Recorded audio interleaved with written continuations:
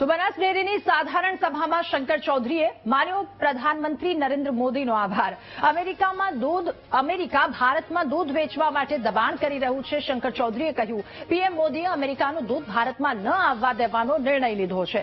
ભારતના ખેડૂતો અને પશુપાલકો માટે પીએમ મોદીએ આ નિર્ણય કર્યો છે। શંકર ચૌધરીએ એ પણ કહ્યું કે અમેરિકન દૂધ ભારતમાં આવે તો ભારતનો ડેરી ઉદ્યોગ બંધ થઈ જાય। દુનિયાના જગત જમાદારની સામે ના ઝૂકી પીએમ મોદીએ આ નિર્ણય લીધો।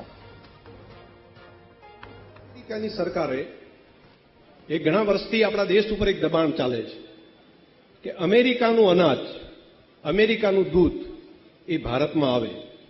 હવે એમને ખેતરો મોટા મોટા છે, એમને ખવડાવવાના પૈસાની કઈ જરૂર નથી, ઘાસ ખૂબ છે, એટલે ફોડરનો ખર્ચો થતો નથી।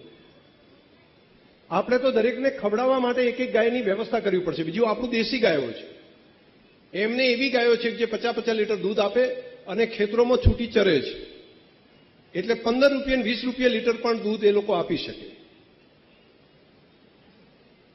કેમ કે એમને ખવડાવવાનો કોઈ ખર્ચો જ નથી। એક બીજું, એ લોકો ફેટ વધારવા માટે, કેલ્શિયમ વધારવા માટે ત્યાં એવો નિયમ નથી કે આ વસ્તુ જ ખવડાવવી। એટલે આપણે ફેટ જો વધારવો હોય તો આપણે શું કરીએ છીએ, પાપડી ખવડાવીએ, કપાસિયા, રાયડાનો ખોળ, એ બધું આપણે દાણમાં નાખીને ખવડાવીએ।